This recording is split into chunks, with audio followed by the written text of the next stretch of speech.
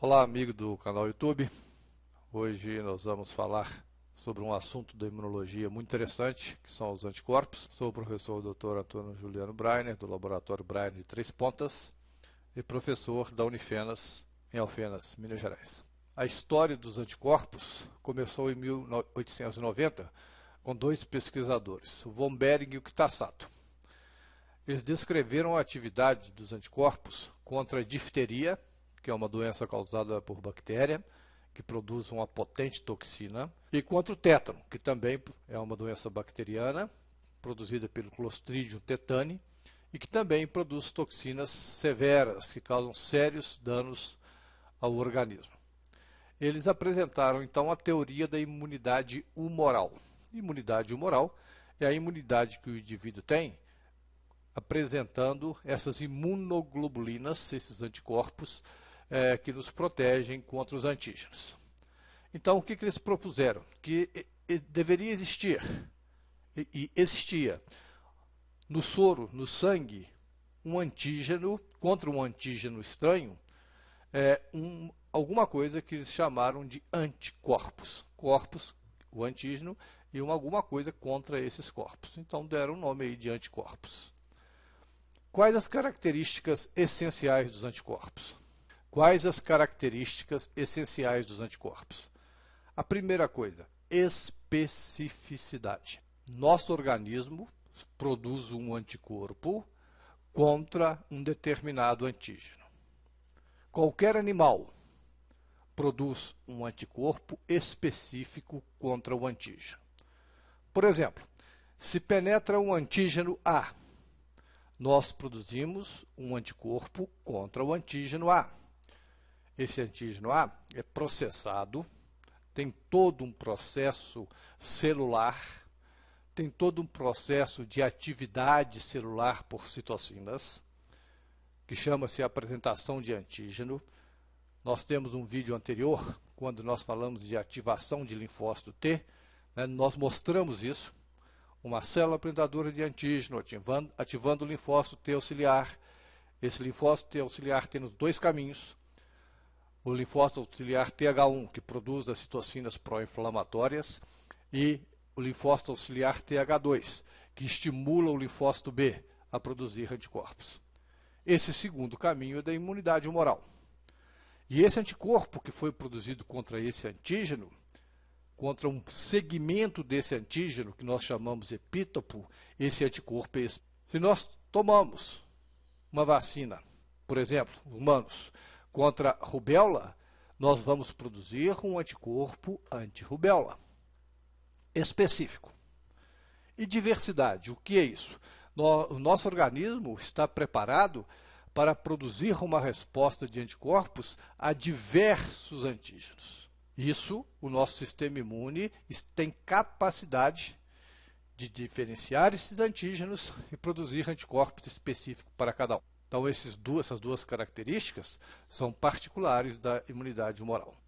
Aqui nós observamos um anticorpo, que é uma molécula. Anticorpo não é célula, é molécula proteica. Nós podemos observar o anticorpo, que ele tem uma cadeia chamada cadeia leve, a parte interna. Em toda a sua outra parte, nós temos a cadeia chamada cadeia pesada. Essa cadeia pesada é que dá o nome ao anticorpo, a estrutura do anticorpo. Aqui nós temos na parte essa parte de cima, se você fizer um corte aqui, ó, onde está esse anel aqui, essa parte de cima nós chamamos parte FAB. Significa fragmento de ligação ao antígeno. Nessas extremidades aqui, ó, é que nós vamos ligar os nossos antígenos. Nessa porção de baixo do anticorpo, da cauda do anticorpo, vamos chamar assim, nós chamamos de fator cristalizável.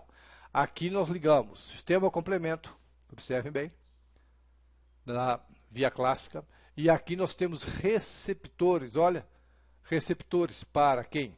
Receptores para fagócitos. Por quê? O anticorpo, ao ligar a um antígeno, ele facilita com que o fagócito chegue, ligue-se a ele e capture todos os elementos. Então nós temos aí, olha, o que é variável. Por que é variável aqui, a cadeia é variável?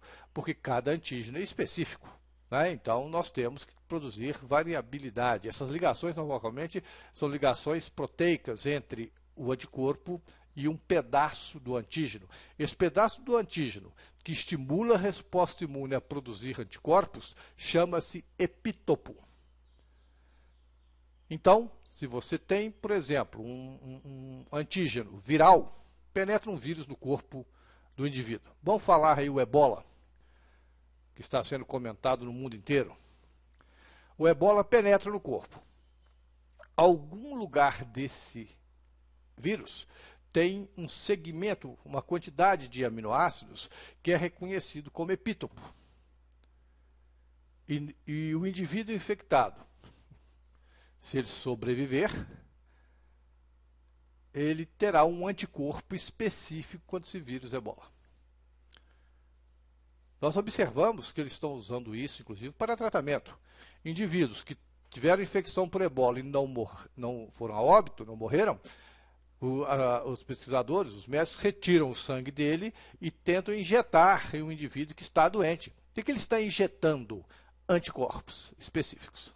E também outras células do sistema imune que foram ativadas pelo vírus. Então, aqui nós temos essa imagem, nós temos que deixar claro essa imagem para nós entendermos aí como funciona um anticorpo. Nós temos essas classes de anticorpos: IgG, IgM, IgA, IgD e IgE.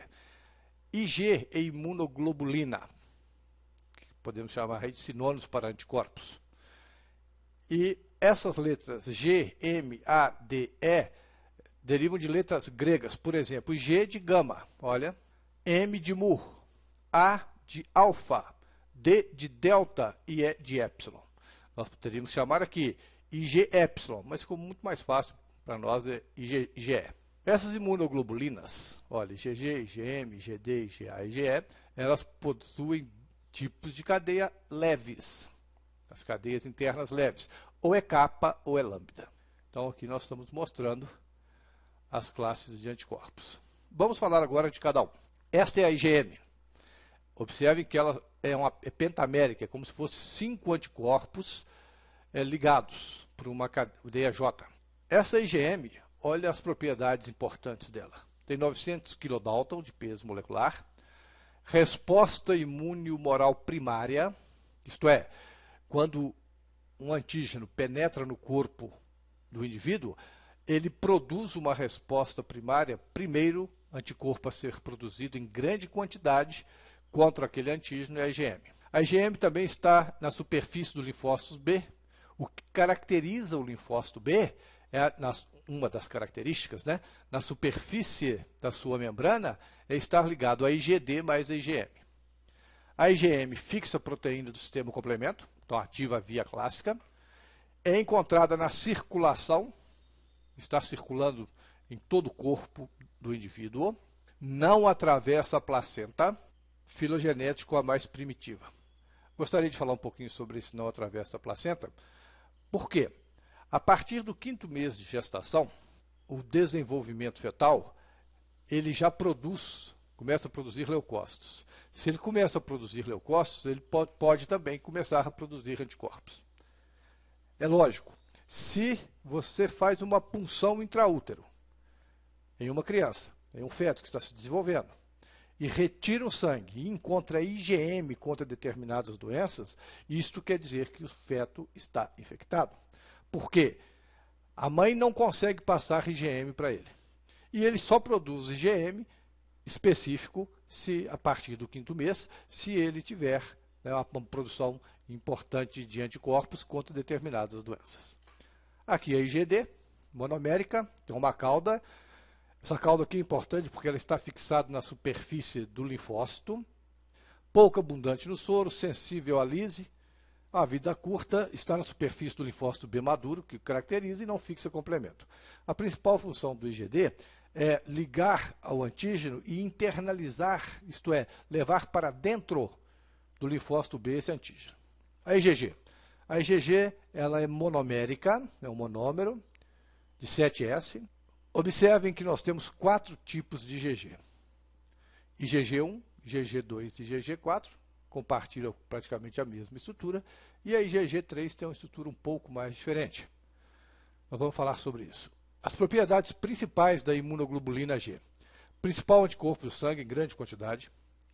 A porção de baixo dela, chama-se FC, liga-se a macrófagos, liga-se aos neutrófilos, que são os leucócitos polimorfonucleares, são os nossos grandes fagócitos, liga-se à célula natural killer, importantíssima na defesa contra vírus e células tumorais, ativa complemento, é lógico que precisam de duas IgGs, uma ao lado da outra, para ativar o C1 do sistema complemento. Alguma dúvida, você busca aí no canal YouTube, que nós temos uma aula sobre o sistema complemento. Essa imunoglobulina é que passa da mãe para o feto, atravessa a placenta, protegendo, após o nascimento, essa criança por aproximadamente 6 meses. Você pode observar que as crianças, quando são normais, não tem nenhuma imunodeficiência, né, elas dificilmente ficam doentes no início da vida, nos primeiros meses de vida. Por quê? Estão protegidas contra, pelos anticorpos maternos. E é o principal anticorpo dos espaços extracelulares. Enquanto a IgM circula no sangue, a IgG está presente nos tecidos, nos protegendo contra os antígenos que atacam. Aqui nós temos um diapositivo falando das 4 imunoglobulinas, IgG1, IgG2, IgG3 e IgG4. Todas elas passam pela placenta. No leite e no colostro, só a IgG4, pouca quantidade. Nós temos um outro anticorpo que nós vamos falar que passa mais. Ativa o sistema complemento IG1, IG2, IG3, IG4 não. Ativação da via alternativa é muito discutido, mas a IG4 pode ativar. Capacidade de opsonizar, nós vamos falar de opsonização daqui a pouco. Todas têm essa capacidade. Resposta a antígenos proteico, principalmente A1 e A3. Resposta a antígenos polissacarídicos, isto é, contra bactérias que têm cápsula, principalmente a IG2. A IG1 menos, a IG3 menos, a IG4 nada. Aqui nós temos a IgA, outro anticorpo. Ele é monomérico no soro. Posteriormente que ela transforme-se em dimérico. Nós vamos ver isso. A IgA, as propriedades. Segunda mais abundante do soro. Principal das imunoglobulinas das secreções. Está nas nossas mucosas, né, causando uma imunidade local na mucosa muito boa. Nós temos muita IgA na lágrima, saliva, suco gástrico e secreções pulmonares. Neutraliza vírus e bactérias. E alguns trabalhos dizem hoje que ela também fixa o sistema complemento, ativa o sistema complemento. Agora, a IgA aqui mostrando que para que ela tenha uma ação aonde ela atua, ela tem que ter um componente secretório. E ela adquire esse componente secretório depois de produzido pelo plasmócito, que é o linfócito B diferenciado. Olha aí, IgA dimérica. Ela penetra na célula epitelial. Lá na célula epitelial ela recebe esse componente secretório e aí sim ela está pronta para exercer sua função de defesa. IgE. A IgE é um monômero, tem na porção FC, liga-se principalmente a mastócitos, eosinófilos e basófilos. Propriedades da IgE. Baixa concentração no soro, de indivíduos que não são alérgicos. Indivíduos alérgicos têm a IgE em grande quantidade no soro. E nós temos, inclusive, as IgEs específicas.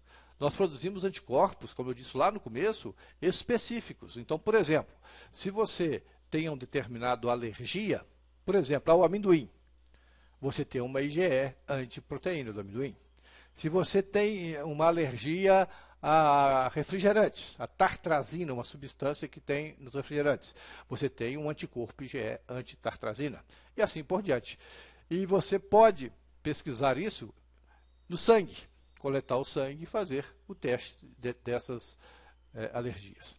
A IgE liga em basófilos e mastócitos, fazendo com que essas células produzam, liberem a histamina e outros mediadores da inflamação numa reação alérgica. Também a IgE é muito importante em infecções parasitárias. Né? Liga-se no euminto, aí o eosinófilo liga na porção FC do anticorpo, produz substâncias químicas e lisa, destrói o euminto. A IgE não fixa anticorpos. Então, nós podemos dizer quais são as principais funções dos anticorpos. Neutralização, principalmente de toxinas e de vírus, aglutinação de bactérias, opsonização de qualquer antígeno e ativação do sistema complemento. Observe aqui a aglutinação. Aqui nós estamos mostrando uma molécula de IgM. São 5 anticorpos. Observem que ela liga nas bactérias, observe, e faz com que essas bactérias não se movimentem. Com isso, pode chegar aqui um fagócito e reconhecer isso e fagocitar. Nós temos aqui uma neutralização por IgG e IgA, IgA na mucosa, IgG nos tecidos, principalmente, também circulando. Você tem uma célula que vai ser infectada por um vírus. Olha o vírus. Aqui tem um receptor na célula, por exemplo, para esse vírus. Esse vírus ligaria nesse local. O que acontece? As imunoglobulinas ligam nesses locais e o vírus não consegue, então, ligar no receptor da célula. Então, neutralizou o vírus. Também aqui uma fotografia mostrando o vírus. E nesses locais, que são os epítopos, ligam-se os anticorpos, neutralizando a ação desse vírus. Toxinas, mesma coisa. A toxina, por exemplo, um indivíduo está suspeitando que esteja com tétano. Procura o médico faz a hipótese de diagnóstico e aplica um soro antitetânico. Todo soro ele possui IgG. Antitetânico, antidiftérico, soro para neutralizar veneno de cobra. Todas são imunidade, isso é chamado de imunidade passiva e é produzida por IgG. Então, o anticorpo liga-se na toxina e impede que essa toxina, no local que ela iria ligar nas células, fique livre e possa ligar na célula. Então, neutralizou as toxinas. Aqui também, mesma coisa, mostrando a neutralização de toxinas. Olha, o anticorpo liga e impede que a toxina ligue no receptor celular, causando danos à célula. Aqui é a opsonização, mostrando aqui IgG e IgM. Você tem um antígeno, por exemplo, bacteriano. Na superfície desse antígeno tem os epítopos, ligam-se aqui anticorpos. Esta célula aqui é o macrófago, podendo ser também um neutrófilo, que é um polimorfo nuclear, que é um dos nossos principais fagócitos. Observe que esse anticorpo vai fazer uma ponte entre a bactéria e o receptor na superfície do macrófago. Observem que isso vai acontecer, é tipo um mecanismo de Fechecler, né? Ele abre, fagocita, porque tem os receptores, é uma opsonização. Quem que está opsonizando é o anticorpo e o fagócito, então, consegue eliminar a bactéria. Aqui nós temos a desgranulação ou degranulação de mastócitos, basófilos e eosinófilos. Aqui é eosinófilos, né? Nós temos aqui, vamos falar do mastócito. O mastócito, o indivíduo tem uma alergia a um determinado alérgeno qualquer. Ele produz um anticorpo IgE contra esse alérgeno. Essa IgE, imediatamente, ela liga na superfície, porque aqui tem receptores de alta afinidade nos mastócitos para a IgE. A IgE liga nesse mastócito. Então, o indivíduo fica sensibilizado contra aquele alérgeno. Num contato posterior, daqui a alguns dias, meses, utilizando o mesmo alérgeno, esse alérgeno, ao penetrar, vai ligar na superfície da IgE, que já está ligado no mastócito. Com isso, o mastócito que tem a histamina já formada nos seus grânulos, vai liberá-la. A histamina vai causar diarreia, vai causar constrição no pulmão, né? vai causar vasodilatação, vai dando, então, os sintomas da alergia. E também vai ativar o mecanismo do ácido araquidônico, produzindo as lipoxigenases, leucotrienos, as ciclooxigenases, que é o tromboxano, prostaglandina e prostaxiclina, que são mediadores inflamatórios. Então, lembrar que toda alergia é uma inflamação. Nesse diapositivo, nós mostramos aqui as classes com o número de anticorpos de cada um, a concentração no soro, observe que a IgG é que tem a maior, depois vem a IgA, depois a IgM, depois a IgD e por último a IgE. Aqui o peso molecular, aqui a média em dias que esse anticorpo está circulando. E aqui está a atividade biológica de cada um. Por exemplo, a IgG ela é uma ótima opsonina, ela fixa, complementa, né, e ela atravessa a placenta. Observe aqui, a IgE é antiparasitária, anticorpo antiparasitário e o anticorpo da alergia. A IgM, fixa, complemento, ótima aglutinadora e um receptor importante de antígeno. Falamos um pouco sobre anticorpos, é interessante você ler, estudar sobre isso. Os anticorpos muito aplicados no diagnóstico de doenças. Nós temos aí, por exemplo, a IgA, a IgG, a IgM. Né? No diagnóstico de doenças, por exemplo, você quer saber se o indivíduo tem uma determinada doença infecciosa e esse agente etiológico, isto é, o que causa a doença, é um agente difícil de ser cultivado em laboratório, por exemplo, vírus, você pesquisa a IgG e a IgM. Se a IgM estiver positiva, a IgG negativa, quer dizer, o indivíduo está na fase aguda. Por quê? Porque a IgM é o primeiro anticorpo a ser produzido. Se a IgG estiver positiva e a IgM negativa, esse indivíduo ou foi vacinado ou teve a doença há tempos atrás, porque ele já está com a IgG em grande quantidade, dizendo que ele está imunizado. Então, leia sobre isso, é muito interessante o estudo de anticorpos. Muito obrigado. Qualquer dúvida, mande um e-mail, professorbreiner@hotmail.com. Visite o nosso site, www.professorbreiner.blogspot.com e nos siga no Twitter, @profbreiner. Muito obrigado e até a próxima.